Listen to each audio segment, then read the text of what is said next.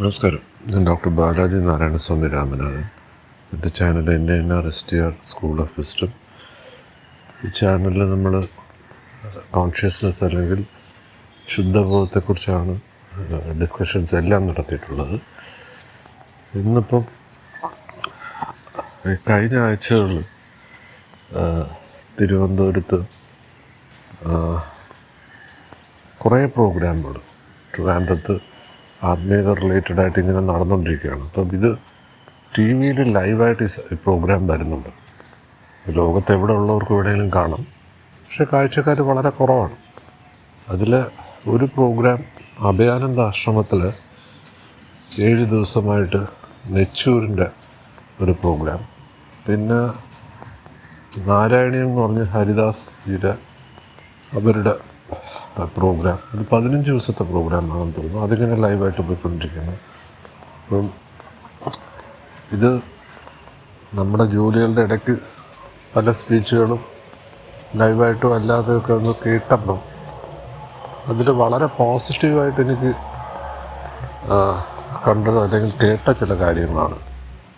ഒന്ന്, നാരായണീയം എന്ന് പറയുന്നൊരു പുസ്തകം നമ്മുടെ വീടുകളിലൊന്നും, എന്നെ കേൾക്കുന്നവരുടെ എത്ര വീടുകളിൽ അവർ കൊച്ചിലെ തൊട്ട് നാരായണീയം കേട്ട് വളരുകയും വായിക്കുകയും അതിൻ്റെ അർത്ഥം മനസ്സിലാക്കിയവരുണ്ടെന്നുള്ളത് ഒന്ന് നോക്കിയാൽ ഇല്ല എന്നുള്ളതാണ്. ഞാൻ പലരോടും ചോദിച്ചു, ഞാൻ ഒരു 100 പേരോളം ചോദിച്ചു, ആരുടെ വീട്ടിലും അതില്ല. പക്ഷേ ഇത് ഇത്രത്തോളം ഒരു ഇൻസ്റ്റിറ്റ്യൂട്ടായിട്ട് ഇത് അവരെന്താണ് ഇങ്ങനെ പ്രോഗ്രസ് ചെയ്തു പോകുന്നു. സ്പീച്ചുകളെല്ലാം ഗംഭീര സ്പീച്ചുകളാണ്. അപ്പം ആത്മീയതയ്ക്ക് അങ്ങനെ ഒരു സുഖമുണ്ട്. നമുക്ക് ഈ പുരാണ കഥകൾക്കൊരു സുഖമുണ്ട് കേൾക്കാൻ. അത് ഈ ചാനലിൽ നമ്മൾ പറഞ്ഞുകൊണ്ടിരിക്കുന്ന ഒരു കാര്യമാണ്. വേദമാണ് അൾട്ടിമേറ്റ്. അത് മനസ്സിലാവാത്തവർക്ക് ഉപനിഷത്ത് വായിക്കാം, ഉപനിഷത്ത് മനസ്സിലാവാത്തവർക്ക് പുരാണം വായിക്കാം. പക്ഷേ സത്തൊന്ന് തന്നെയാണ്. ഞാൻ പറയാൻ വരുന്നത്, ഈ പ്രഭാഷണത്തിൽ ഞാൻ വളരെ പോസിറ്റീവായിട്ട് കണ്ട കുറച്ച് കാര്യങ്ങൾ, ഈ ഹരിദാസ് ജിയുടെ ശിഷ്യഗണങ്ങളെന്നാണ് ഇവർ പറയുന്നത്. അതിലൊന്നിലൊന്ന് മെച്ചമാണ്, ഒന്നിലൊന്ന് മെച്ചമാണ്. അത് നമ്മുടെ യൂട്യൂബ് ചാനലിൽ നാരായണീയം ഹരിദാസ് ജി എന്ന് അടിച്ചാൽ കേൾക്കാൻ പറ്റും. ഞാൻ എന്താ അങ്ങനെ പറയാൻ കാരണം എന്ന് പറഞ്ഞാൽ, വളരെ ഡെഡിക്കേറ്റഡാണ് അവർ വളരെ ഡെഡിക്കേറ്റഡാണ്. അവർ തന്നെയാണ് സംസ്കൃത ശ്ലോകം വായിക്കുന്നത്. ഇവർ വളരെ ഇതായിട്ട് ആ പ്രഭാഷണം നടത്തുന്നതിൽ ഞാൻ ശ്രദ്ധിച്ചൊരു കാര്യം, ശിവനും കൃഷ്ണനും അല്ലെങ്കിൽ ശിവനും വിഷ്ണുവും, ഇതാണല്ലോ 2 പാർട്ടീഷൻ ആത്മീയതയിൽ. ഹിന്ദുക്കളിൽ അടിയുണ്ടാകാനുള്ള പ്രധാന കാരണം ഈ 2 എണ്ണമാണ്. 2 അല്ല, പിന്നെയുണ്ട്. കാളി ദേവി സങ്കല്പം വേറെ ഉണ്ട്. അതിൽ ഇവരെല്ലാം ഒന്നടങ്കം ഇവർ പറഞ്ഞൊരു കാര്യം, ഈ രൂപത്തിലല്ല. ഇതിൻ്റെ ഫോളോവേഴ്സ് ഒന്ന് വലുത് ഒന്ന് ചെറുതെന്ന് പറയും, പക്ഷേ ഇത് രണ്ടും അല്ല എന്ന് ഇവർ അടിയുറച്ച് ഈ പ്രഭാഷണങ്ങളിൽ പറയുന്നു. പ്രഭാഷണം ലൈവായിട്ട് പോയിക്കൊണ്ടിരിക്കുന്നത്, എനിക്കൊന്ന് 15-ാം തീയതിയാണ് അത് എൻഡ് ചെയ്യുന്നത്. അത് കേട്ട് നോക്കണം. ഇങ്ങനെയുള്ള പ്രഭാഷണങ്ങളാണ് ആക്ച്വലി നമ്മൾ കേൾക്കേണ്ടത്. ഞാൻ അതവരെ പ്രൊമോട്ട് ചെയ്യുന്നതല്ല, പക്ഷേ അതവർ ഗംഭീരമായിട്ട് ചെയ്യുന്നുണ്ട്. അതാണ് നാരായണീയത്തെക്കുറിച്ച് എനിക്ക് പറയാനുള്ളത്. യൂട്യൂബ് ഉള്ളതുകൊണ്ട് നമുക്ക് ലൈവ് കേൾക്കാൻ പറ്റിയില്ലെങ്കിലും എൻ്റെ ബാക്ക് ഫയൽസ് കേൾക്കണം. അപ്പം അത് കേൾക്കുമ്പോൾ പുരാണ കഥകളിൽ ഉള്ള ചില കാര്യങ്ങൾ, നമ്മൾ കേട്ടിട്ടില്ലാത്ത പല കാര്യങ്ങളും നമുക്കതിനകത്തുനിന്ന് ഇവരുടെ സംഭാഷണത്തിൽ നിന്ന് നമുക്ക് കിട്ടുന്നുണ്ട്. അതായത് ഈ സാക്ഷാൽ നമ്മൾ പ്രാർത്ഥിക്കുന്ന വിഷ്ണു ആയിക്കോട്ടെ, കൃഷ്ണനായിക്കോട്ടെ, ശിവനായിക്കോട്ടെ, അവരുടെ പല ആക്ടിവിറ്റീസും നമ്മൾ കേട്ടാൽ നമുക്ക് ഉൾക്കൊള്ളാൻ പറ്റാത്തതാണ്. എന്ന് പറഞ്ഞാൽ നമ്മുടെ സദാചാര ചിന്തകൾക്ക് അപ്പുറമുള്ള ആക്ടിവിറ്റീസാണ്. അപ്പോൾ അതിനെക്കുറിച്ച് അവർ വിവരിക്കുന്നുണ്ട് ആ പ്രഭാഷണങ്ങളിൽ. അപ്പം അതൊന്നും നമുക്ക് നമ്മുടെ വീടുകളിൽ നമ്മുടെ കുട്ടികൾക്ക് അവർ യങ്ങർ ഏജിൽ നമുക്ക് പഠിപ്പിക്കാൻ പറ്റുന്നതല്ല. അല്ലെങ്കിൽ സെൻസർ ബോർഡിൻ്റെ സർട്ടിഫിക്കറ്റിനപ്പുറം സെൻസർ ബോർഡ് കത്തിവെക്കുന്ന ചില രംഗങ്ങളാണ്. അപ്പം അത് ഇങ്ങനെയുള്ള കാര്യങ്ങൾ നമ്മുടെ പുരാണങ്ങളിൽ വരാൻ കാരണം എന്താണ്? ഇത് ശരിക്കും ഒരു സദാചാരത്തിനപ്പുറത്തേക്കുള്ള ഈ വക കാര്യങ്ങൾ നമ്മുടെ സിനിമകളിൽ പോലും, മലയാള സിനിമകളിൽ പോലും ഇന്നും സെൻസർ ബോർഡും, ഇന്ത്യയിൽ സെൻസർ ബോർഡ് ഇന്നും ഉണ്ട്. അപ്പം അവിടെ ഇങ്ങനെയുള്ള കഥകൾ ചർച്ചയ്ക്ക് വരാറില്ല. ഞാൻ കേട്ടിട്ടില്ല. പക്ഷെ ഇവരുടെ ചർച്ചയിൽ ഇവരത് പറയുന്നുണ്ട്. അപ്പം അവരിത് പറയുമ്പം ശരിക്കും പറഞ്ഞാൽ നമ്മൾ ഓരോ ഏജ് ലെവലിൽ നിന്ന് കേൾക്കുന്നവർ അതിനെടുക്കുന്ന അർത്ഥങ്ങൾ വേറെയാണ്. അപ്പം ഇത് ശരിക്കും പറഞ്ഞാൽ നമ്മൾ ഈ ഓഷോ, പിന്നെ രജനീഷ്, ഓഷോയുടെ പുസ്തകങ്ങൾ വായിക്കരുത്, ഓഷോ വലിയ കുഴപ്പക്കാരനാണെന്ന് പറയുമ്പോഴും നമ്മുടെ പുരാണങ്ങളിലെ ഓരോ കഥകൾ ഞാൻ ഇപ്പോൾ ഇവിടെ വിവരിക്കുന്നില്ല. അതാ നാരായണീയം അതിനകത്ത് ചെന്ന് കേൾക്കാൻ പറ്റും. അത് ശിവനും വിഷ്ണുവും ഒക്കെ ചെയ്തിട്ടുള്ള പല കാര്യങ്ങളും, പാർവതി അല്ലെങ്കിൽ ഇതെല്ലാം. അപ്പം ഇതെല്ലാം എന്തിനാണ് ഇങ്ങനെയുള്ള കഥകൾ ഇതിനകത്ത് ചേർത്തിരിക്കുന്നത് പറഞ്ഞാൽ അതിൻ്റെ സാരാംശം എന്താണെന്ന് വെച്ചാൽ ഇത് ശരിക്കും നമ്മൾ തന്നെയാണ് ശിവനും, നമ്മൾ തന്നെയാണ് പാർവതി, നമ്മൾ തന്നെയാണ് വിഷ്ണു, നമ്മൾ തന്നെയാണ് രാമൻ, നമ്മൾ തന്നെയാണ് രാവണൻ, നമ്മൾ തന്നെയാണ് ഹനുമാൻ എന്ന് പറഞ്ഞാൽ നമ്മൾ തന്നെയാണ്, തത്വമസിയാണ്. ഇതിൻ്റെ എല്ലാ അംശങ്ങളും നിങ്ങളിലും അല്ലെങ്കിൽ നമ്മളിലും നമുക്ക് ചുറ്റും വ്യാപിച്ച് കിടപ്പുണ്ട്. അപ്പം ഇത് കാണുമ്പം നമ്മൾ എങ്ങനെ റെസ്പോണ്ട് ചെയ്യണം എന്നുള്ളതാണ് പ്രധാനം. ശിവൻ ചെയ്താൽ നമ്മൾ അക്സെപ്റ്റ് ചെയ്യും, പക്ഷേ അത് വേറൊരാൾ ചെയ്താൽ നമ്മൾ അക്സെപ്റ്റ് ചെയ്യത്തില്ല. അതെവിടുത്തെ സിദ്ധാന്തമാണ്? അപ്പം ഇത് ചർച്ച ചെയ്യപ്പെടാറില്ല. ഞാൻ വർഷങ്ങൾക്ക് മുമ്പ് കൃഷ്ണ കോൺഷ്യസിൽ ഭാഗവതം ബുക്ക് വായിച്ചപ്പോൾ അന്ന് ഞാൻ ഞെട്ടിപ്പോയി. അതിനകത്ത് പറയുന്നത് ദൈവങ്ങൾ എന്തുകൊണ്ട് ഗോപസ്ത്രീകളെന്ന് വെച്ചാൽ നമ്മൾ ഇന്നത്തെ കാലത്ത് പ്രോസ്റ്റിറ്റ്യൂട്ടെന്നും പല വേശ്യകളെന്നും പല പേരിൽ വിളിക്കുന്ന സദാചാരത്തിൽ പറയുന്ന മാറ്റി നിർത്തപ്പെടുന്ന സ്ത്രീകളെ അന്ന് സൃഷ്ടിച്ചിരുന്നത് പറയുന്നത് നിങ്ങളാരാണ് അവരെ വിമർശിക്കാൻ? ഞാനാണ് സൃഷ്ടിച്ചത്. എന്തിനാണ്? നല്ല കുടുംബങ്ങളിലുള്ള സ്ത്രീകളെ മറ്റു പുരുഷന്മാർ ആക്രമിക്കാതിരിക്കാൻ, അവരുടെ ആസക്തി തീരുന്നതിന് വേണ്ടിയാണ് ഞാൻ ദൈവം സൃഷ്ടിച്ചതെന്ന് പറയുന്നു. ഞാൻ വേറൊരു പുസ്തകത്തിലും വായിച്ചിട്ടില്ല. പക്ഷേ ഇന്ന് ഈ നാരായണീയം പ്രഭാഷണത്തിൽ അതിനപ്പുറമുള്ള കാര്യങ്ങൾ അവർ പറഞ്ഞു. ഇന്നും പറഞ്ഞുകൊണ്ടിരിക്കുകയാണ്. 15-ാം തീയതി ആർക്കും ലൈവായിട്ട് കേൾക്കാം. ഇത് വെറുതെ പറയുന്നതല്ല. ഇങ്ങനെയുള്ള പ്രഭാഷണങ്ങൾ നമുക്ക് കേൾക്കാൻ പറ്റത്തില്ല. ഗംഭീരമായിട്ടാണ് അവർ പറയുന്നത്. കേട്ടാൽ അറയ്ക്കുന്ന കഥകളാണ്. കൊച്ചുകുട്ടികളെ നമ്മൾ A സർട്ടിഫിക്കറ്റ് സിനിമയ്ക്ക് കൊണ്ടുപോരുമെന്ന് പറയുന്നത് പോലെയാണ് കഥകൾ. ഇത് നമ്മളെപ്പോലെയുള്ള കേരളത്തിലുള്ളവർ അല്ലെങ്കിൽ നമ്മൾ വളർന്ന സാഹചര്യങ്ങളിൽ ഇത് ചീത്ത, അത് നല്ലത് നമ്മളെ പഠിപ്പിച്ചിട്ടുണ്ട്. നമ്മളെ പഠിപ്പിച്ചതൊക്കെ ശ്രീരാമൻ്റെ കഥയും അങ്ങേറ്റം പോയ ഒരു കൃഷ്ണൻ്റെ കഥയും അല്ലെങ്കിൽ ഒരു 10 അവതാരം. ഇതിനപ്പുറം എന്ത് പുരാണ കഥകളാണ് നമ്മളെ പഠിപ്പിച്ചിട്ടുള്ളത്? ഇനി അതിനകത്ത് സദാചാരവും അത് ഞാൻ ഓരോന്നോരോന്നും എടുത്ത് പറയുന്നില്ല. ലക്ഷ്മി, സരസ്വതിയൊക്കെ ഓരോരുത്തർ എടുത്തെടുത്ത് നോക്കിയാൽ അറിയാൻ പറ്റും. അപ്പം അത് ചർച്ചകളിൽ വരുന്നത് വളരെ നല്ലതാണ്. നമ്മുടെ ഈ പ്രായമെന്ന് പറഞ്ഞാൽ കൊച്ചുകുട്ടികളിൽ ചെറുപ്രായത്തിൽ തന്നെ പുരാണങ്ങൾ പഠിപ്പിച്ചില്ലെങ്കിൽ അവരൊരു വലിയ സ്റ്റേജിലായിട്ട് കഴിഞ്ഞാൽ അവർ പുരാണം പഠിപ്പിച്ചാലൊന്നും തലയിൽ കയറത്തില്ല. ഇതൊരു വേ ഓഫ് ലൈഫാണ്, ഇതൊരു കൾച്ചറിൻ്റെ പാർട്ടാണ്. അപ്പം നമ്മളിനി കുട്ടികൾ ഇത് കേട്ട് അവരിനി ഈ വഴിക്ക് പോവുമോ? ഇത് കാരണമാണ് നമ്മൾ സെൻസർഷിപ്പ് വെച്ചിരിക്കുന്നത്.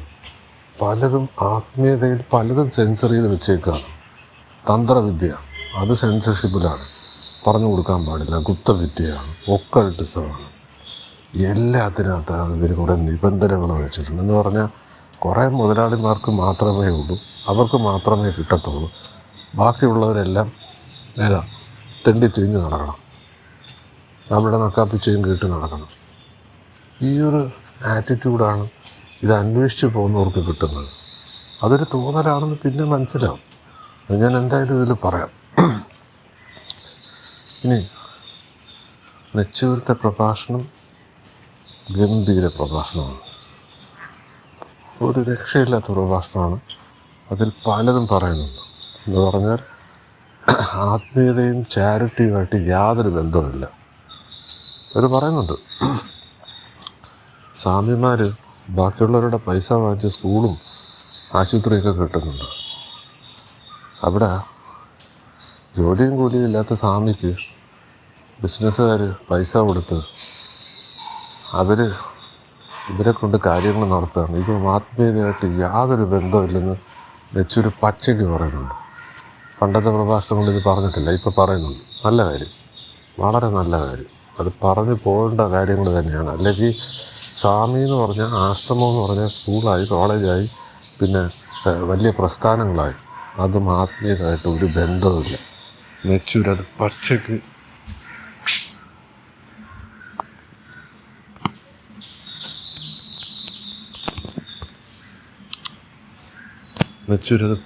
പറഞ്ഞിട്ടുണ്ട്. അപ്പം അതും വളരെ നല്ല കാര്യം. പക്ഷേ നെച്ചൂരിൻ്റെ പ്രഭാഷണത്തിൽ എനിക്ക് യോജിക്കാൻ പറ്റാതെ പോയൊറ്റ കാര്യമേ ഉള്ളൂ. അത് നിങ്ങളും കേട്ടിട്ട് നിങ്ങളുടെ അഭിപ്രായം നിങ്ങൾ തന്നെ അങ്ങ് വാല്യുവേറ്റ് ചെയ്യുകയും കമൻറ്റ് ചെയ്യുകയും ചെയ്യണം. നെച്ചൂര് പറയുന്നത് ഇതങ്ങനെ ഇങ്ങനെയൊന്നും സാധ്യമല്ല. ഒരു 3 ചക്രം വരെയൊക്കെ നമുക്ക് വരാൻ പറ്റും. അപ്പം അതങ്ങനെ പറ്റത്തില്ല, ഇതിങ്ങനെ പറ്റത്തില്ല എന്ന് നെച്ചൂര് നിരന്തരം പ്രഭാഷണത്തിൽ പറയുന്നുണ്ട്. മലയാളത്തിൽ കേരളത്തിൽ ഏറ്റവും അംഗീകരിച്ചിട്ടുള്ള ഒരു പ്രഭാഷകൻ എന്ന് പറയുന്നത് പ്രൊഫസർ ജി ബാലകൃഷ്ണൻ സാറാണ്. സാറിൻ്റെ പ്രഭാഷണത്തിൽ സാറ് പറയുന്നത് ഇത് നിസ്സാരമാണ്, ആർക്കും സാധ്യമാവും, ഇതൊരു കടുകട്ടി സാധനമല്ല എന്ന് പറയുന്ന സ്ഥലത്ത് നെച്ചൂര് പറയുന്നത് ഇത് സാധ്യമല്ല. ഒരുപക്ഷെ നെച്ചൂരിന് അത് സാധ്യമല്ലാതെ വന്നിരിക്കും. നെച്ചൂര് ശ്രമിച്ചിട്ട് കിട്ടാതിരുന്നതാണ്, അതുകൊണ്ടായിരിക്കും നെച്ചൂർ അങ്ങനെ പറയുന്നത്. പക്ഷേ ഒരു പ്രഭാഷണത്തിലും ഒരു കേൾവിക്കാരനും അങ്ങനെയുള്ളൊരു കാര്യം പറഞ്ഞു കയറ്റിയാൽ അയാൾ ഒരു വഴിക്കും എത്തത്തില്ല. അതിനോട് എനിക്ക് നെച്ചൂരിനോട് വിയോജിപ്പില്ല.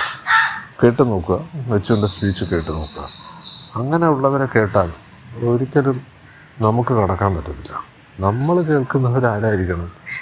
ഇതൊരു സാധനവും ഇല്ല, ഇവിടെ ഒന്നും നേടാനും ഇല്ല, ഒരു മുല്ലും ചെയ്യാനില്ല, രണ്ടായി കണ്ടാൽ ഇണ്ടലുണ്ടാവും, ഇത്രയേ ഉള്ളൂ. ഇത് ഏത് ജിദ്ദു കൃഷ്ണമൂർത്തി പറഞ്ഞാൽ ജിദ്ദു കൃഷ്ണമൂർത്തി എന്ന് പറഞ്ഞപ്പോഴാണ് ഒരു കാര്യം. ഞാൻ കഴിഞ്ഞ ദിവസം ഒരു പ്രഭാഷണം കേട്ടു, ഭയങ്കര തമാശയാണ്. ഞാൻ ഈ സ്കൂളിൽ പഠിക്കുമ്പോൾ ICSEയിൽ പഠിച്ചിട്ട് 7ാം ക്ലാസ്സിൽ കൊണ്ടുവന്ന് സ്റ്റേറ്റ് സിലബസിൽ ചേർത്ത്. അതൊരു എയ്ഡഡ് സ്കൂളാണ്. അവിടെ ICSEയിൽ നമ്മൾ മലയാളം സംസാരിക്കാൻ പാടില്ല. മലയാളം സംസാരിച്ചാൽ ഫൈൻ അടിക്കും. അന്ന് 10 പൈസ ഫൈനാണ്. 70കളിലാണ് ഞാൻ ഈ പറയുന്നത്. ഈ സ്കൂളിൽ വന്നപ്പം അപ്പോൾ അവിടെ uniform, tie, shoes, insert, belt അന്നത്തെ കാലത്ത് അന്നത് ആലോചിക്കുന്നതിനപ്പുറമുള്ള ഒരു ലക്ഷറിയാണ്. ഞാൻ ഈ സ്കൂളിൽ വന്നപ്പം ഞാൻ അവിടെ ഇംഗ്ലീഷ് പഠിപ്പിക്കുന്നു.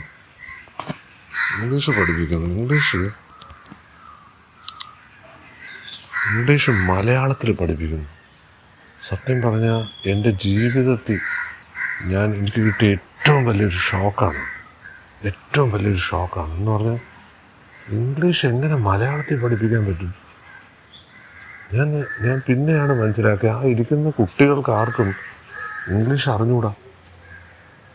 അപ്പോൾ അവർക്ക് ഇംഗ്ലീഷ് അറിഞ്ഞുകൂടാത്തതുകൊണ്ട് അവർക്ക് മലയാളത്തിൽ പറഞ്ഞു കൊടുക്കുക. ഇതേ വിഷയം തന്നെയല്ലേ സംസ്കൃതം അറിഞ്ഞുകൂടാത്ത നമുക്ക് സംസ്കൃതം വായിച്ചിട്ട് ആത്മീയത പറഞ്ഞു തരിക. എന്തെങ്കിലും മനസ്സിലാവുമോ? ഒന്നും മനസ്സിലാവത്തില്ല. പിന്നെ ഞാൻ ഗവൺമെൻറ് കോളേജിൽ പഠിച്ചപ്പം അവിടെ കണ്ട കാര്യം, 1-2 അധ്യാപകർ ഇംഗ്ലീഷ് മാത്രമേ സംസാരിക്കത്തുള്ളൂ. കുട്ടികൾക്ക് ഒന്നും മനസ്സിലാവുന്നില്ല. കാര്യം കുട്ടികൾക്ക് ഒരു സെൻറ്റൻസ് ഇംഗ്ലീഷിലോ 2 സെൻറ്റൻസ് ഇംഗ്ലീഷിലോ ഒരുമിച്ച് കേട്ടാൽ മനസ്സിലാവത്തില്ല. അതാണ് കേരളത്തിലെ അവസ്ഥ. കേരളത്തിലെ അവസ്ഥയാണ് ഞാനീ പറയുന്നത്. അപ്പോൾ ഇന്നലെ ഞാനൊരു പ്രഭാഷണം കേട്ടു. ജിത്തു കൃഷ്ണമൂർത്തിയെ വായിക്കുകയാണ്.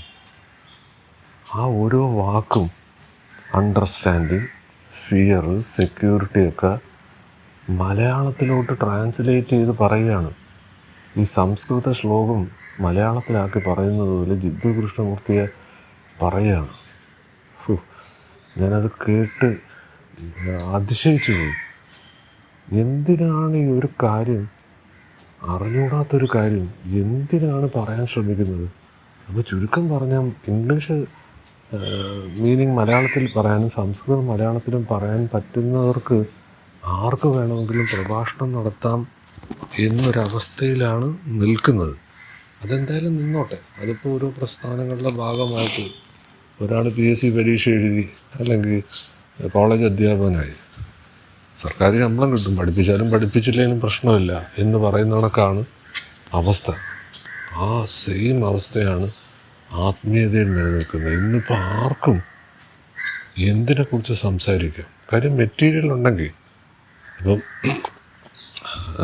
മോഹൻലാലിന് ഏത് റോള് കൊടുത്താലും നല്ലവണ്ണം അഭിനയിക്കും എന്ന് പറയുന്ന കണക്ക് നല്ല സംസാരിക്കാൻ കഴിവുള്ള ഒരാൾക്ക് ഏത് ടോപ്പിക്ക് കൊടുത്താലും അയാൾ പ്രിപ്പയർ ചെയ്ത് പറഞ്ഞാൽ പോരെ, കേൾക്കാൻ ഗംഭീരമായിരിക്കും. അത് രാഷ്ട്രീയക്കാരെ കണ്ടിട്ടില്ല, നല്ല സംസാരിക്കാൻ കഴിവുള്ളവരാണ് രാഷ്ട്രീയത്തിലെടുക്കുന്നത്. സുകുമാർ അഴീക്കോടിൻ്റെ പ്രഭാഷണം 10,000 പ്രഭാഷണങ്ങൾ നടത്തിയിട്ടുണ്ടെന്നാണ് പുള്ളി യൂട്യൂബിൽ പറഞ്ഞേക്കുന്നത്. ആൾ ജീവിച്ചിരിപ്പില്ല. എന്തുമാണ് പുള്ളി പറയുന്നത് കേട്ടു നോക്കണം. ഒന്നും പിടികിട്ടിയിട്ടില്ല. പുള്ളി തത്വമസി എന്നൊരു ബുക്ക് എഴുതിയിട്ടുണ്ട്. അതും തത്വമസിയായിട്ട് എന്തോ ബന്ധമെന്ന് എനിക്ക് മനസ്സിലായിട്ടില്ല. അപ്പം കേരളം റേറ്റ് ചെയ്യുന്ന ഏറ്റവും വലിയ സ്പീക്കറാണ്. ഇതാണ് അവസ്ഥ കേരളത്തിൽ. അപ്പം ഇവിടെ ഈ കണ്ടൻറ്റോ അല്ലെങ്കിൽ എന്താണ് എന്ന് പറഞ്ഞു കൊടുക്കുകയല്ല ഇവരുടെ പരിപാടി. ഇവർ തത്തമ്മേ പൂച്ച എവിടോ വായിച്ച കുറേ സാധനങ്ങൾ എടുത്തു വെച്ച് പറയുക. അതിനപ്പുറത്തേക്ക് ആത്മീയത അങ്ങനെയുള്ളതല്ല. ആത്മീയ പറയേണ്ടത് ആരാണ് നീന്തൽ പഠിപ്പിക്കേണ്ടത്? നീന്താൻ അറിഞ്ഞുകൂടാത്ത ഒരാൾ പിന്നെ പോലീസിന് തോക്ക് കൊടുത്തിട്ട് വെടിവെക്കാൻ പഠിപ്പിച്ചിട്ടില്ലെന്ന് പറയുന്ന ആൾ നീ വെടിവെക്കാൻ പഠിപ്പിച്ചാൽ മതിയോ? വെടിവെച്ച് പ്രാക്ടീസ് ചെയ്യണ്ടേ? ഇതാണ് നമുക്ക് ചുറ്റും നടക്കുന്നത്. അപ്പം അതുകൊണ്ട് ഈ കാര്യങ്ങൾ ഇനി സംസാരിക്കുന്നവരോട് നമ്മൾ എന്തെങ്കിലും ഒന്ന് ചോദിച്ചു നോക്കി, ഇവർ നമ്മളെ മോശക്കാരാക്കും.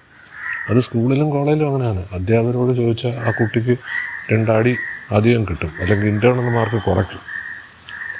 ഇതാണ് ഇവിടുത്തെ അവസ്ഥ. ഞാൻ അതുകൊണ്ട് പറയാൻ വരുന്നത്, എനിക്ക് തോന്നുന്നില്ല കേരളത്തിൽ തിരുവനന്തപുരത്ത് ഡെയിലി അഭയാനന്ദ ആശ്രമത്തിൽ പ്രഭാഷണമുണ്ട് എല്ലാ ദിവസവും വൈകിട്ട്. ഇഷ്ടം പോലെ ഭഗവത്ഗീത, ഭാഗവതം. തിരുവനന്തപുരത്ത് ഈ ആരോ പറഞ്ഞ നമുക്ക് ഒരു ദിവസം 10ഉം 20ഉം പ്രോഗ്രാമുണ്ട്, റെസിഡൻഷ്യൽ പ്രോഗ്രാം. അത് ഇത് ഇന്നലെ എനിക്ക് ബുദ്ധിസത്തിൻ്റെ ഒരു ബ്രോഷർ എനിക്കൊരാൾ തന്നു. 7 ദിവസത്തെ പ്രോഗ്രാം അബ്സല്യൂട്ട്ലി ഫ്രീ ആണ്. വിഭാസന നല്ല കാര്യം, ബുദ്ധിസ്റ്റിൻ്റെ നല്ല കാര്യം. പക്ഷേ എന്താണ് അവിടെ പറയുന്നത്? ഇവർ പ്രാക്ടീസ് ചെയ്യുന്നത് എന്താണ്? ഇവർ പ്രാക്ടീസ് ചെയ്യുന്നത് പവറാണ്, തന്ത്രയാണ്. അത് ആത്മീയതയായിട്ട് ബന്ധമില്ല. ആകെ 3 പുസ്തകങ്ങളേ ഉള്ളൂ മെഡിറ്റേഷനെ കുറിച്ച്. 3 പുസ്തകങ്ങളേ ഉള്ളൂ. ഇവർ പേര് പുറത്ത് പറയത്തില്ലെങ്കിലും ഇതിൽ നിന്നാണ് ധ്യാനം ഇവർ ചെയ്യിക്കുന്നത്. ഒന്ന് പതഞ്ജലി സൂത്ര, പിന്നെ സൗന്ദര്യലഹരി, പിന്നെ വിജ്ഞാന ഭൈരവതന്ത്ര. ഈ 3 പുസ്തകം വെച്ചാണ് ഇവരുടെ എല്ലാ കളിയും. പക്ഷേ ഇവർ പുറത്ത് പറയത്തില്ല. കാര്യം പുറത്ത് പറഞ്ഞാൽ പിന്നെ നമ്മളവിടെ പോകേണ്ട കാര്യമില്ലല്ലോ. അപ്പോൾ സോഴ്സ് മറച്ച് വെച്ചിട്ടുള്ള ഈ പ്ലാഗറിസം എന്ന് പറയുന്ന പരിപാടിയുണ്ട്. ചില ആശാന്മാർ PhD വാങ്ങിക്കുന്നത് അങ്ങനെയാണ്. എവിടെയെങ്കിലും ഒരു PhD എടുത്ത് കോപ്പി അടിച്ച് കൊടുക്കും. അന്ന് ഈ പ്ലാഗറിസം സോഫ്റ്റ്വെയർ ഒന്നും ഇല്ലാത്ത കാലഘട്ടത്താണ്. ഇന്ന് പിടിക്കപ്പെടും. അതുകൊണ്ട് ഇന്ന് ചെയ്യുന്നത് എന്താ? 10 ലക്ഷം രൂപ കൊടുത്താൽ കേരളത്തിലെ ഇന്ത്യയിൽ ആർക്കും PhD എടുക്കാം. ഇനി 5 ലക്ഷം മുടക്കിയ വിദേശത്തുനിന്ന് PhD കിട്ടും. ആ രാജ്യത്തെ പ്രസിഡൻ്റായിരിക്കും നമുക്ക് PhD തരുന്നത്. ഇതാണ് അവസ്ഥ. എന്ന് പറഞ്ഞാൽ ആത്മീയത നിങ്ങൾക്ക് എക്സ്പീരിയൻസിലൂടെ നേടാം, അല്ലെങ്കിൽ ഈ PhD പൈസ കൊടുത്ത് വാങ്ങിക്കുന്നത് പോലെ നമുക്ക് അക്യൂർ ചെയ്യാം. ഇത് തിരിച്ചറിയണം. നമുക്ക് ചുറ്റും ഇത് തിരിച്ചറിയണം. ഇതിൽ ആര് പറയുന്നതാണ് കേൾക്കേണ്ടതെന്ന് ചോദിച്ചാൽ അനുഭവമുള്ളവർ വേണം പറയുന്നതാണ് നമ്മൾ കേൾക്കാൻ. അതൊരാളുമായിട്ട് സംസാരിക്കുമ്പം നമ്മുടെ ചോദ്യങ്ങൾക്ക് ഒരു അധ്യാപകനോട്, ഞാൻ നിയമം പഠിപ്പിക്കുന്ന ഒരു അധ്യാപകനാണ്, എൻ്റെ അടുത്ത് നിയമത്തിൻ്റെ ചോദ്യം, ഏത് ചോദ്യം ചോദിച്ചാലും അതിൻ്റെ അവസാനത്തെ ചോദ്യം വരെ ഞാൻ ഉത്തരം പറയും. അതെൻ്റെ റെസ്പോൺസിബിലിറ്റിയാണ്. അതേപോലെയാണ് ആത്മീയത പഠിപ്പിക്കാൻ ഇറങ്ങുന്നവർ. ഒന്നുകിൽ ഈ തൊഴിലിൽ ഇറങ്ങരുത്. ഇറങ്ങിയ മര്യാദയ്ക്ക് ചോദിക്കുന്നതിന് മറുപടി പറയാൻ പറ്റണം. മറുപടി പറയാൻ പറ്റത്തില്ലെന്ന് പറഞ്ഞാൽ അടുത്തത് അവരടുത്ത് നമ്മളൊന്നും പറയണ്ട, അവരോട് പിന്നെ സംസാരിക്കരുത്. അവരെ കൊണ്ട് പറ്റത്തില്ല. നമ്മളെപ്പോഴും നമ്മളിത് ചെക്ക് ചെയ്ത് പോയില്ലെങ്കിൽ നമ്മൾ തെറ്റായ വഴികളിൽ ചെല്ലും, തെറ്റായ കൂട്ടുകെട്ടുകളിൽ ചെല്ലും. എന്ത് പറ്റും? നമ്മളവിടെ സ്റ്റക്കായി പോകും.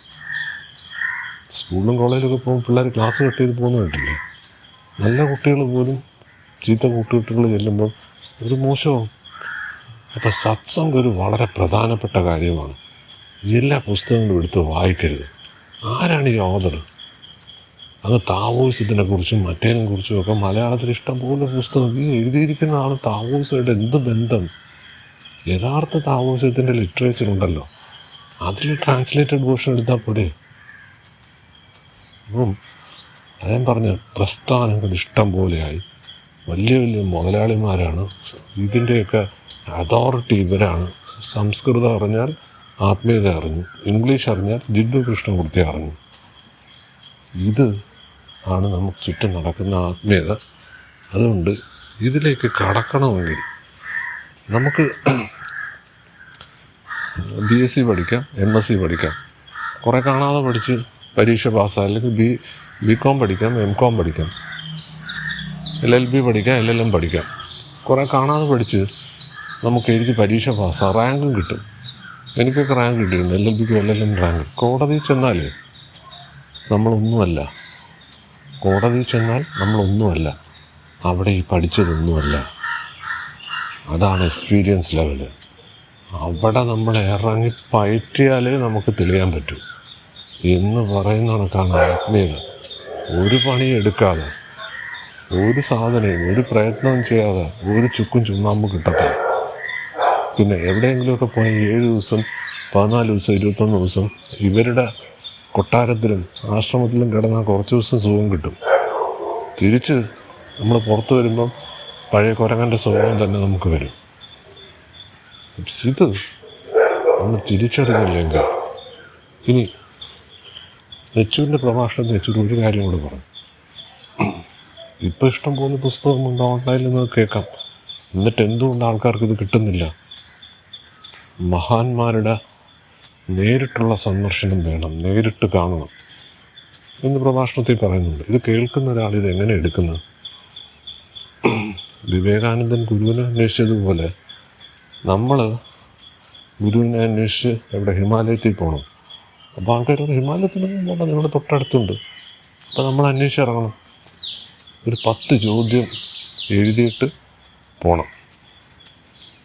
ആത്മീയതയിലുള്ള 10 ചോദ്യങ്ങൾ. ഈ 10ന് ഉത്തരം പറഞ്ഞാൽ മാത്രം ആളിനെ ഗുരുവായിട്ട് എടുക്കുക. ഉത്തരം പറയാൻ പറ്റത്തില്ലെന്ന് പറഞ്ഞാൽ വിവേകാനന്ദനെ അന്വേഷണം തുടരുക. ഇത് യെച്ചൂരി പറയുന്നുണ്ട്. പക്ഷേ അതും ഒരു തെറ്റായ സന്ദേശം തരും. കേൾക്കുന്നവർ ഇതന്വേഷിച്ച് ഹിമാലയത്തിലും അവിടെ ഇവിടെയൊക്കെ വട്ടം തിരിഞ്ഞു പോകും. ഇതിലാരാണ് ജെന്യുവിൻ, ആരാണ് ജെന്യുവിൻ അല്ല? കാര്യം ചോദ്യം ചോദിച്ചാൽ കാണാതെ പഠിച്ചു വച്ചിരിക്കുന്നവൻ ഉത്തരം പറയും. ഫിസിക്സ് പഠിപ്പിക്കുന്ന അധ്യാപകർക്കെല്ലാം നോബൽ പ്രൈസ് കിട്ടുന്നില്ല ഫിസിക്സിൽ. എന്തുകൊണ്ടാണ്? അവരതിൻ്റെ തിയറി നിൽക്കുകയാണ്, അതിൻ്റെ തിയറിയിലാണ് നിൽക്കുന്നത്. അപ്പം ആത്മീയത എന്ന് പറഞ്ഞാൽ ഇതിൻ്റെ താക്കോല് ധ്യാനമാണ്, മെഡിറ്റേഷനാണ്. അതിൻ്റെ സോഴ്സ് ബുക്കാണ് 3 ഞാൻ പറഞ്ഞിട്ടുണ്ട്. വിജ്ഞാന ഭൈരവ തന്ത്ര, സൗന്ദര്യ ലഹരി, യോഗസൂത്ര. വിദേശത്ത് യോഗസൂത്രയാണ് അതിൽ ഏറ്റവും കൂടുതൽ പറയുന്നത്. നമ്മളിവിടെ ബാക്കി രണ്ടും കൂടെ പറയും. ഇത് കൈവശം വെച്ചിട്ട് മുൻപോട്ട് പോകാം. കാര്യം പല സ്ഥലത്തും തെറ്റായ രീതികളാണ് ഇവർ പറയുന്നത്. അത് നമ്മൾ ക്രോസ് ചെക്ക് ചെയ്യേണ്ട ഉത്തരവാദിത്വം നമുക്കാണ്. അല്ലാതെ ഒരാളെയും വിശ്വസിച്ച് ഈ പണിക്ക് ഇറങ്ങരുത്. ഇറങ്ങിയാൽ റിസൾട്ട് മെൻ്റൽ ഇൻസ്റ്റെബിലിറ്റി വരും. ഇത് ഹൈ പവർ സാധനങ്ങളാണ്. അപ്പം ഇത് വായിക്കാനൊക്കെ കൊള്ളാം. എൻ്റെ ഒരു പേഴ്സണൽ റിക്വസ്റ്റ്, പ്രോപ്പർ ഗൈഡൻസ് ഇല്ലാതെ അല്ലെങ്കിൽ നമ്മൾ പേഴ്സണലി ചെക്ക് ചെയ്യാതെ ഒരു കാരണവശാലും നമ്മൾ ഇത് യൂസ് ചെയ്യരുത്.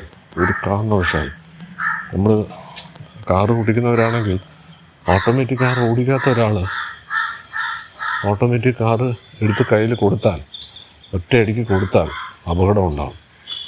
ഓട്ടോമാറ്റിക് കാർ മാത്രം ഉപയോഗിക്കുന്ന ഒരാൾ ഒരു മാനുവൽ കാർ എടുത്ത് കൊടുത്താൽ അപകടം ഉണ്ടാവും എന്ന് പറയുന്ന കണക്ക് ഏതൊരു കാര്യവും സൂക്ഷിച്ച് കൈകാര്യം ചെയ്യണം. ഇതൊരു കത്തി ഒരു കൊച്ചു കുട്ടിയെടുത്ത് കൊടുക്കുന്നതും ഒരു കത്തി ഒരു സർജൻ യൂസ് ചെയ്യുന്നത് പോലെയാണ്. ഇത് നല്ലതിന് ഉപയോഗിക്കാം, ചീത്തതിന് ഉപയോഗിക്കാം. നമുക്ക് ചുറ്റുവിട്ട് ഉള്ള 99% ആൾക്കാർ, 99.9 ആൾക്കാരും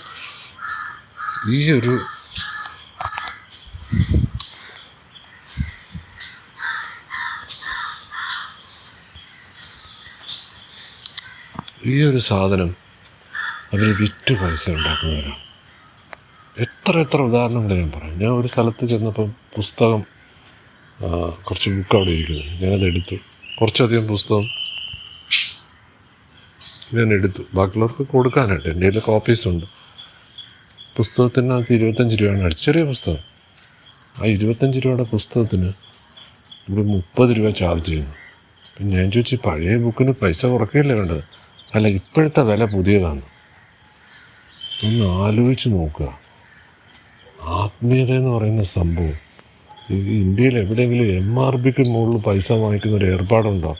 ആത്മീയ കേന്ദ്രത്തിലാണ് ഞാൻ പറയുന്നത്. അപ്പം ഇത് പറഞ്ഞപ്പോൾ അവിടെ ഉള്ള ഒരാൾ പറഞ്ഞു, അത് ഞാൻ പൈസ കൊടുത്തോളാം, സാറ് കൊടുക്കണ്ടാണ് എൻ്റെ അടുത്ത്. അപ്പം ഞാൻ ആളെ മാറ്റി നിർത്തി ചോദിച്ചു, എന്താ ഇവിടെ നടക്കുന്നത്? അത് നമുക്കിത് നടത്തിക്കൊണ്ട് പോകാൻ പൈസ വേണ്ടേ? എന്ത് പൈസ? അവിടെ 7 ലക്ഷം രൂപ ഫിക്സഡ് ഡെപ്പോസിറ്റ് കിടപ്പുണ്ട്. ഇവിടെ എന്ത് ചിലവ്? ആ ഇൻട്രസ്റ്റ് പോലെ. അങ്ങനെയൊന്നുമല്ല, ഇവിടെ ചിലവുണ്ട്. ഞാൻ പറഞ്ഞു, ഇത് തന്നെയല്ലേ അമ്പലവും പറയുന്നത്. അർച്ചനയ്ക്ക് പൈസ വാങ്ങിച്ചിട്ട് അമ്പലത്തിൻ്റെ മെയിൻ്റനൻസ്. ഇത് ആത്മീയതയായിട്ട് എന്ത് ബന്ധം? ഒരു കുലബന്ധവുമില്ല. ഇത് ചുമ്മാ തട്ടിപ്പ്. ഓരോരുത്തരും ഈ ആത്മീയത എവിടെയാണ് പൈസ? എവിടെയാണ് പൈസ? 3 നേരം ആഹാരം തരുന്ന സ്ഥലത്ത്, സമ്പത്തുള്ളവൻ 3 നേരം ആഹാരം പ്രൊവൈഡ് ചെയ്യുന്ന സ്ഥലത്ത് അവനെന്തിനാണ് പൈസ? അവന് സമ്പത്തുള്ളതുകൊണ്ടാണ് അവന് ആഹാരം കൊടുക്കുന്നത്, അമ്പലം തുടങ്ങുന്നത്. ഇത് ധനികർ നടത്തിക്കൊണ്ടിരുന്ന പ്രസ്ഥാനങ്ങളാണ് ഈ അമ്പലവും. ഇതിപ്പോൾ വഴി കൂടെ പോകുന്നവരെല്ലാം കൂടെ അമ്പലവും തുടങ്ങി. അമ്പലം മെയിൻറ്റെയിൻ ചെയ്യാൻ പൈസ, അതിന് പിരിവ്. എന്തെല്ലാമാണ് ഇവർ ചെയ്യുന്നത്? സത്യം പറഞ്ഞാൽ ആത്മീയമായിട്ടൊരു ബന്ധവുമില്ല. നമ്മുടെ കയ്യിൽ പൈസ ഉണ്ടെങ്കിൽ ഇവന്മാർ ഈ പൈസ നമ്മുടെ ഊറ്റിയെടുക്കാനുള്ള ഓരോരോ മാർഗങ്ങളായിട്ട് വരും. അതൊന്നുകിൽ പുസ്തകമായിരിക്കാം, അല്ലെങ്കിൽ പിരിവായിരിക്കാം, അല്ലെങ്കിൽ അന്നദാനമായിരിക്കാം. ഈ പറഞ്ഞ് പേടിപ്പിച്ചാണ് ഇവർ ചെയ്യുന്നത്. യജ്ഞം ഈ 6 ദിവസം 7 ദിവസം കഴിഞ്ഞ് നമ്മൾ അങ്ങോട്ട് പൈസ കൊടുക്കണം.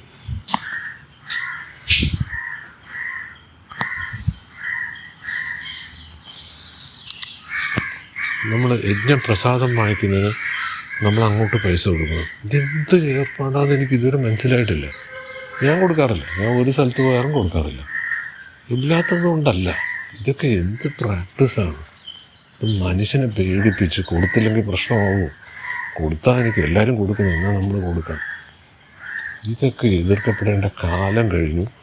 അതുകൊണ്ട് ഞാൻ പറയും, നമ്മളാരെയും എതിർക്കുകയൊന്നും വേണ്ട.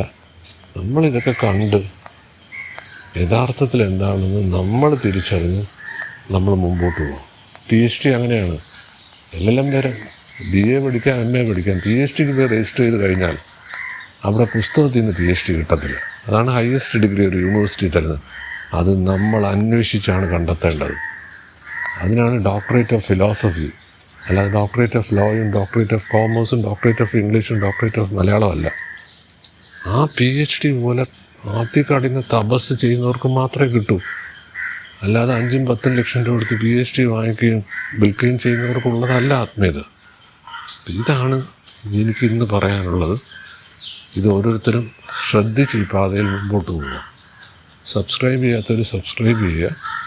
ഇനി ആർക്കെങ്കിലും പ്രയോജനം ഉണ്ടെങ്കിൽ ഇത് ഷെയർ ചെയ്ത് കൊടുക്കുക.